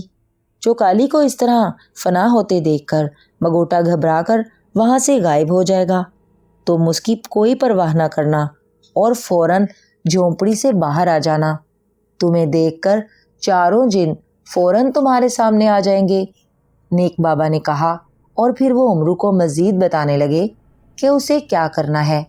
امرو بڑے غور سے ان کی ہدایات سنتا جا رہا تھا اور ذہن نشین کرتا جا رہا تھا۔ ٹھیک ہے نیک بابا، میں نے آپ کی ساری باتیں ذہن نشین کر لی ہیں، میں آپ کی ہدایات پر ہی عمل کروں گا۔ امرو نے نیک بابا کے خاموش ہونے پر کہا، اب اپنی آنکھیں بند کر لو، جب تک تمہیں میری آواز سنائی نہ دے آنکھیں نہ کھولنا۔ نیک بابا نے کہا اور امرو نے اسبات میں سر ہلاتے ہوئے آنکھیں بند کر لیں۔ اسی لمحے اسے یوں محسوس ہوا جیسے اس کا جسم ہلکا پھلکا ہو گیا ہو۔ ہوا کے تیز تھپیڑے سے اس کے جسم سے ٹکرا رہے تھے اور وہ خود کو ہواؤں میں اڑتا ہوا محسوس کر رہا تھا۔ ساتھ ہی اسے اپنا ذہن خالی ہوتا ہوا محسوس ہونے لگا۔ امرو نے آنکھیں کھولیں تو اس نے واقعی خود کو ایک جھونپڑی میں موجود پایا۔ اس کے دونوں ہاتھوں میں کڑے تھے جن سے سیاہ زنجیریں بندھی ہوئی تھیں۔ زنجیروں کے سرے پیچھے ستون کے ساتھ الگ الگ بندھے نظر آ رہے تھے۔ خود کو اس جگہ اور سیاہ زنجیروں میں جکڑا پا کر امرو ساری بات سمجھ گیا۔ اسے نیک بابا کی ہر بات یاد تھی۔ اسی لمحے اس نے جھونپڑی کے باہر قدموں کی آوازیں سنی۔ اس نے چونک کر دیکھا تو اسے ایک لمبے بالوں والا نوجوان جس نے سر پر سرخ پٹی باندھی ہوئی تھی اندر آتا دکھائی دیا۔ اس کے ساتھ ایک بد شکل اور خوفناک بڑھیا تھی جس کا جسم سفید بالوں سے بھرا ہوا تھا۔ امرو نے فوراً آنکھیں بند کر کے سر جھکا لیا، جیسے وہ ان دونوں پر یہی ظاہر کرنا چاہتا ہو کہ وہ ابھی تک بے ہوش ہے، مگر وہ کنکھیوں سے ان دونوں کی طرف ہی دیکھ رہا تھا۔ یہ دیکھو چوکالی، یہ ابھی تک بے ہوش ہے، نوجوان جو مگوٹا جادوگر تھا نے بد شکل بڑھیا سے مخاطب ہو کر کہا۔ وہ دونوں امرو کے سامنے آ کر کھڑے ہو گئے تھے۔ مگوٹا کے ہاتھ میں تلوار تھی۔ گھبراؤ نہیں مگوٹا، میں اسے ابھی ہوش میں لے آتی ہوں، بڑھیا نے کہا، اور اس نے آنکھیں بند کر کے ہوا میں ہاتھ مارا تو اچانک اس کے ہاتھ میں ایک سیاہ رنگ کا خنجر آ گیا۔ وہ اس خنجر سے امرو کو زخمی کرنا چاہتی تھی۔ اس جادوئی خنجر کے لگنے سے امرو اگر بے ہوش ہوتا تو واقعی اسے ہوش آ جانا تھا، لیکن وہ تو پہلے سے ہی ہوش میں تھا۔ جیسے ہی چوکالی نے آنکھیں بند کی، امرو نے اللہ اکبر کا زوردار نعرہ لگاتے ہوئے دونوں ہاتھ زور سے جھٹکے۔ کڑک کڑک کی آواز کے ساتھ ستون سے بندھی زنجیروں کی کڑیاں ٹوٹتی چلی گئیں۔ اللہ اکبر کا نعرہ سن کر مگوٹا بوکھلا کر اچھل کر کئی قدم پیچھے ہٹ گیا اور چوکالی نے بھی آنکھیں کھول دیں، مگر اس سے پہلے کہ وہ دونوں کچھ سمجھتے، امرو نے اپنے ہاتھوں میں بندھی ہوئی زنجیریں گھماتے ہوئے پوری قوت سے سامنے کھڑی چوکالی کو مار دیں۔ لمبی زنجیریں چوکالی کے جسم کے گرد لپٹتی چلی گئیں۔ چوکالی کے حلق سے ایک زوردار چیخ نکلی اور پھر اچانک اس کے جسم میں آگ لگ گئی۔ دوسرے لمحے اس کا جسم راکھ بن کر نیچے گرتا چلا گیا۔ امرو کو ہوش میں آتے، زنجیریں توڑتے اور چوکالی پر حملہ کرتے دیکھ کر مگوٹا دم بخود رہ گیا تھا۔ تم نے چوکالی کو فنا کر دیا؟ اوہ، یہ کیا ہو گیا؟ یہ تم نے کیا کر دیا؟ اس کے حلق سے عجیب سی آواز نکلی۔ اس نے تلوار اٹھائی، مگر پھر وہ اچانک وہاں سے غائب ہو گیا۔ اسے غائب ہوتا دیکھ کر امرو کے ہونٹوں پر زہریلی مسکراہٹ آ گئی۔ اس نے ادھر ادھر دیکھا اور پھر وہ تیزی سے چلتا ہوا جھونپڑی سے باہر آ گیا۔ وہ جیسے ہی باہر نکلا، اسے ایک طرف جھونپڑے پر موجود دھاگو جادوگر کے سنہری بت کے ارد گرد لمبے تڑنگے اور طاقتور جن دکھائی دیے۔ ان جنوں کی شکل و صورت ایک جیسی تھی، مگر ان کے رنگ ناگوں کی طرح الگ الگ تھے جو امرو کو جنگل میں ملے تھے۔ تو یہ ہیں وہ ناگ جن جنہوں نے مجھے دھوکے سے یہاں آنے پر مجبور کیا تھا، امرو گرایا۔ اسی لمحے چاروں جنات چونک کر امرو کی طرف دیکھنے لگے۔ پکڑ لو اسے، جانے نہ پائے، سیاہ جن نے اچانک گرج کر کہا۔ اس کی بات سن کر سرخ، سبز اور نیلا جن تیزی سے امرو کی طرف لپکے۔ آؤ آؤ، تم شیطانوں نے مجھے یعنی امرو کو دھوکہ دینے کی کوشش کی تھی، آؤ میں تم سب کو مزہ چکھاتا ہوں۔ امرو نے دونوں ہاتھوں سے بندھی زنجیروں کو پکڑ کر زور زور سے گھماتے ہوئے غصیلے لہجے میں کہا۔ تینوں جن تیزی سے امرو کے قریب آ گئے۔ ان جنوں نے امرو کی طرف بڑھتے ہوئے ہوا میں ہاتھ مارے تو ان کے ہاتھوں میں کلہاڑا، تلوار اور گرز آ گیا۔ کلہاڑا سرخ جن کے پاس تھا، تلوار سبز جن کے ہاتھ میں اور گرز نیلے جن کے ہاتھ میں آ گیا تھا۔ انہوں نے آگے بڑھ کر امرو پر پوری قوت سے حملہ کر دیا۔ امرو نے فوراً چھلانگ لگا کر خود کو زمین پر گراتے ہوئے لوٹ لگائی اور تیزی سے ایک طرف ہٹتا چلا گیا۔ گرز، تلوار اور کلہاڑا ٹھیک اس جگہ زمین پر پڑے جہاں ایک لمحہ قبل امرو موجود تھا۔ اپنا وار خالی جاتا دیکھ کر تینوں جن غصے سے پلٹے اور دھاڑتے ہوئے ایک بار پھر امرو کی طرف بڑھے، جو لوٹ لگا کر فوراً اٹھ کر کھڑا ہو گیا تھا۔ جنوں نے آگے بڑھ کر ایک بار پھر امرو پر حملہ کرنا چاہا، مگر امرو فوراً دوسری طرف ہٹ گیا۔ دوسری طرف آتے ہی امرو نے ہاتھ میں پکڑی ہوئی زنجیر گھما کر سبز جن کے پیر پر ماری۔ زنجیر سبز جن کے پیر پر لگی تو سبز جن حلق کے بل چیختا ہوا اور ایک ٹانگ پر اچھلتا ہوا پیچھے ہٹ گیا۔ اسے اس طرح چیختے دیکھ کر سرخ اور نیلے جن نے چونک کر اس کی طرف دیکھا ہی تھا کہ امرو نے دوسری زنجیر گھماتے ہوئے نیلے جن کی کمر پر مار دی۔ زنجیر نیلے جن کے گرد لپٹی اور نیلے جن کے حلق سے دل خراش چیخیں نکل گئیں۔ وہ اچانک اچھل کر گرا اور بری طرح سے تڑپنے لگا۔ امرو نے زنجیر گھما کر سرخ جن کو مارنے کی کوشش کی، مگر سرخ جن نے فوراً اپنا سر پیچھے کر لیا۔ زنجیر اس کے سر کے قریب سے گزر کر ہوا میں گھوم گئی تھی۔ ادھر نیلا جن چند لمحے تڑپتا رہا اور پھر اچانک اس کے جسم میں آگ لگ گئی۔ آگ لگتے ہی اس کے حلق سے نکلنے والی چیخوں کی آواز اور زیادہ تیز ہو گئی۔ سبز جن بھی ایک ٹانگ پر اچھلتا ہوا گر گیا تھا اور گرتے ہی اسے بھی آگ لگ گئی تھی۔ یہ دیکھ کر سرخ جن اور سنہری بت کے قریب کھڑے سیاہ جن کا چہرہ غصے سے بگڑتا چلا گیا۔ سرخ جن کے ہاتھ میں کلہاڑا تھا۔ اس نے کلہاڑے کا دستہ دونوں ہاتھوں سے پکڑا اور اسے دائیں بائیں گھماتے ہوئے تیزی سے امرو کی طرف بڑھا۔ یہ دیکھ کر امرو نے بھی دونوں زنجیریں گھمانی شروع کر دیں۔ سرخ جن اچھل اچھل کر کلہاڑے سے امرو پر وار کرنے کی کوشش کر رہا تھا، مگر امرو کی گھومتی ہوئی سیاہ زنجیروں کی وجہ سے وہ اس کے قریب نہیں آ رہا تھا۔ امرو زنجیریں گھماتا ہوا خود کو اس کے کلہاڑے سے بچانے کے لیے ادھر ادھر اچھل رہا تھا۔ سرخ جن کو ناکام ہوتا دیکھ کر سیاہ جن کا غصہ بڑھتا جا رہا تھا۔ اس نے اچانک ہوا میں چھلانگ لگائی اور تیزی سے اوپر اٹھتا چلا گیا۔ اوپر جاتے ہی اس نے اپنا جسم گھما کر غوطہ لگایا اور بجلی کی سی تیزی سے امرو کی طرف بڑھنے لگا۔ ادھر سرخ جن تیزی سے امرو پر کلہاڑے برسا رہا تھا، ادھر سیاہ جن برق رفتاری سے ہاتھ پھیلائے اوپر سے امرو کی طرف آ رہا تھا۔ امرو کے لیے ایک ساتھ ان دونوں پر نظریں رکھنا مشکل ہو رہا تھا۔ پھر جیسے ہی سیاہ جن ہاتھ پھیلائے سر کے بل اس کے قریب پہنچا، امرو نے کمال پھرتی کا مظاہرہ کرتے ہوئے الٹی کلا بازی کھائی اور زمین پر قدم لگتے ہی دائیں طرف چھلانگ لگا کر گرا اور تیزی سے کروٹیں بدلتا چلا گیا۔ سیاہ جن جو بجلی کی سی تیزی سے نیچے آ رہا تھا، امرو کے وہاں سے ہٹنے پر خود کو کسی طرح سے نہ روک سکا تھا۔ وہ زوردار دھماکے سے زمین سے آ ٹکرایا۔ اسی لمحے سرخ جن کا گھومتا ہوا کلہاڑا سیاہ جن کے پہلو سے ٹکرا گیا۔ جیسے ہی کلہاڑا سیاہ جن سے ٹکرایا، اس کے یکلخت دو ٹکڑے ہو گئے۔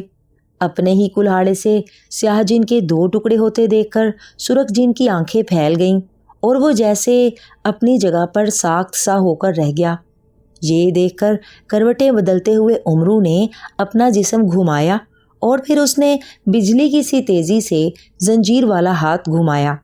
دوسرے لمحے اس کی زنجیر گھومتی ہوئی ٹھیک سرخ جن کی پنڈلی پر پڑی۔ سرخ جن کے حلق سے کربناک چیخ نکلی اور وہ بھی الٹ کر گرتا چلا گیا۔ گرتے ہی اس کے جسم میں آگ لگ گئی اور وہ دیکھتے ہی دیکھتے جل کر راکھ بن گیا۔ سیاہ جن کے دونوں ٹکڑے چند لمحے تڑپتے رہے، پھر ساخت ہو گئے۔ نیک بابا نے امرو کو یہی ہدایات دی تھیں کہ وہ سرخ نیلے اور سبز جن کو زنجیریں مار کر ہی ہلاک کرے گا۔ البتہ سیاہ جن اسی صورت میں ہلاک ہو سکتا تھا جب اسے اپنے ہی کسی ساتھی کا ہتھیار لگ جاتا۔ یہی وجہ تھی کہ امرو نے سبز اور نیلے جن کو تو زنجیریں مار کر فوراً ہلاک کر دیا تھا، اور سرخ جن کا مقابلہ کرتے ہوئے وہ جان بوجھ کر اپنا دفاع کر رہا تھا تاکہ سیاہ جن غصے سے ان کے درمیان آ جائے، اور پھر ویسا ہی ہوا تھا۔ سیاہ جن اپنے غصے پر قابو نہ رکھ سکا تھا اور اندھا دھند ہوا میں بلند ہو کر ان دونوں کے درمیان آ گیا تھا۔ سبز اور نیلا جن جل کر راکھ بن چکے تھے۔ ساخت ہونے کے بعد سیاہ جن کے جسم کے دونوں حصوں میں بھی آگ لگ گئی تھی اور پھر دیکھتے ہی دیکھتے سیاہ جن بھی راکھ میں بدل گیا۔ اسی لمحے تیز ہوا کا جھونکا آیا اور ان جنات کی راکھ اڑتی چلی گئی۔ نیک بابا نے امرو کو بتایا تھا کہ مگوٹا جادوگر نے اسے جن سیاہ زنجیروں سے باندھا تھا وہ شیطانی بابت سے لائی گئی تھیں، جن کا زخم کسی بھی شیطان، جن، جادوگر اور شیطانی ذریت کے لیے ہلاکت کا باعث بن سکتا تھا۔ چاروں جنوں کو ہلاک کرنے کے بعد امرو نفرت بھری نظروں سے سنہری جادوگر کو دیکھنے لگا۔ اسی لمحے اسے ایک تیز اور انتہائی بھیانک چیخ کی آواز سنائی دی اور وہ آواز سن کر بری طرح سے اچھل پڑا۔ چیخ کی آواز کے ساتھ امرو نے دوڑتے ہوئے گھوڑے کے تیز قدموں کی آواز بھی سنی تھی۔ وہ بجلی کی سی تیزی سے پلٹا تو اسے سیاہ رنگ کا ایک طاقتور گھوڑا دکھائی دیا جس پر مگوٹا سوار تھا۔ اس کے ہاتھ میں تلوار تھی۔ گھوڑا برق رفتاری سے بھاگتا اور چھلانگیں مارتا ہوا امرو کی جانب بڑھ رہا تھا، اور مگوٹا نے دائیں ہاتھ میں تلوار یوں پکڑ رکھی تھی کہ جیسے ہی گھوڑا امرو کے نزدیک پہنچے گا وہ ایک ہی جھٹکے سے امرو کا سر اس کے تن سے الگ کر دے گا۔ گھوڑا زیادہ دور نہیں تھا۔ اسے اپنی طرف آتا دیکھ کر امرو بوکھلا کر پلٹا اور بھاگنے ہی لگا تھا کہ مگوٹا نے گھوڑے کو ہوا میں بلند کیا، اور گھوڑا جیسے ہی ہوا میں اڑتا ہوا عین امرو کے سر پر پہنچ گیا، اسی لمحے مگوٹا نے ایک زوردار چیخ مارتے ہوئے ہاتھ میں پکڑی ہوئی تلوار پوری قوت سے امرو کی گردن پر ماری۔ اس کی تلوار حرکت میں آئی ہی تھی کہ امرو یک لخت نیچے جھک گیا۔ امرو کے اچانک نیچے جھکنے سے مگوٹا کی تلوار ہوا میں زناٹے دار آواز نکالتی ہوئی امرو کے سر کے اوپر سے گزر گئی، اور ہوا میں اچھلا ہوا گھوڑا بھی عین امرو کے اوپر سے گزرتا چلا گیا۔ گھوڑے کو آگے جاتے دیکھ کر امرو تیزی سے سیدھا ہو گیا۔ ادھر اپنا وار خالی جاتے دیکھ کر مگوٹا کا چہرہ غضبناک ہو گیا تھا۔ اس نے آگے لے جا کر گھوڑا روکا اور پھر اسے موڑ کر ایک بار پھر آندھی اور طوفان کی طرح امرو کی طرف بڑھنے لگا۔ قریب پہنچ کر مگوٹا نے باگوں کو زوردار جھٹکا دیا تو گھوڑے کی اگلی ٹانگیں اٹھ کر امرو کی طرف بڑھیں۔ امرو نے جھکائی دینے والے انداز میں اپنا جسم تیزی سے موڑا اور پیروں پر گھومتا ہوا پیچھے ہٹ گیا۔ گھوڑا ایک بار پھر اس کے قریب سے نکلتا چلا گیا تھا۔ امرو نے چونکہ بائیں طرف گھوم کر اپنی جان بچائی تھی، اس لیے مگوٹا امرو پر تلوار کا وار نہیں کر سکا تھا۔ آگے لے جا کر اس نے پھر گھوڑا روکا اور ایک مرتبہ پھر امرو کی طرف بڑھنے لگا۔ اس بار جیسے ہی گھوڑا امرو کے قریب آیا، امرو نے دائیں طرف چھلانگ لگاتے ہی اپنے دونوں ہاتھ پھیلائے اور کسی پھرکی کی طرح گھوم گیا۔ اس کے تیزی سے گھومنے سے زنجیریں بھی گھوم گئی تھیں، اور پھر گھوڑا آگے نکلنے ہی لگا تھا کہ دونوں زنجیریں مگوٹا کی عین کمر پر پڑیں۔ مگوٹا کے حلق سے ایک زوردار چیخ نکلی اور وہ اچھل کر گھوڑے سے گرتا چلا گیا۔ وہ گھوم کر اوندھے منہ نیچے گرا تھا۔ اس کے ہاتھ سے تلوار نکل گئی تھی۔ ادھر امرو مگوٹا کو زنجیریں مار کر سیدھا ہوا، اور پھر اس نے مگوٹا کی گری ہوئی تلوار دیکھی تو اس نے فوراً اس تلوار کی طرف چھلانگ لگا دی۔ دوسرے لمحے تلوار اس کے ہاتھ میں تھی۔ مگوٹا نے جو تلوار امرو کے ہاتھ میں دیکھی تو وہ بوکھلا کر فوراً اٹھ کر کھڑا ہو گیا۔ میری تلوار، تم نے میری تلوار کیوں لے لی ہے؟ مگوٹا نے امرو کی جانب خوف بھری نظروں سے دیکھتے ہوئے کہا۔ میں جانتا ہوں مگوٹا، اس تلوار میں تمہاری جان ہے۔ اس تلوار کے ایک ہی وار سے تم ہلاک ہو جاؤ گے، امرو نے مسکراتے ہوئے کہا۔ اسے یہ بات نیک بابا نے ہی بتائی تھی۔ اوہ، تو تمہیں کیسے معلوم ہوا کہ میں اس تلوار سے ہلاک ہو سکتا ہوں؟ مگوٹا نے خوف سے کانپتے ہوئے کہا۔ میں یہ بھی جانتا ہوں مگوٹا کہ اس تلوار کی وجہ سے ہی تم جادوئی طاقتوں کے مالک بنے ہوئے تھے۔ اب یہ تلوار میرے ہاتھ میں ہے۔ تم نہ مجھ پر اب کوئی جادوئی وار کر سکتے ہو اور نہ ہی جادو کے ذریعے یہاں سے غائب ہو سکتے ہو۔ امرو نے تلوار کو مضبوطی سے تھامتے ہوئے کہا۔ اوہ، تو تم یہ تلوار مجھے دے دو، میں تمہیں اس تلوار کے بدلے میں بہت بڑا خزانہ انعام میں دوں گا عمرو یار۔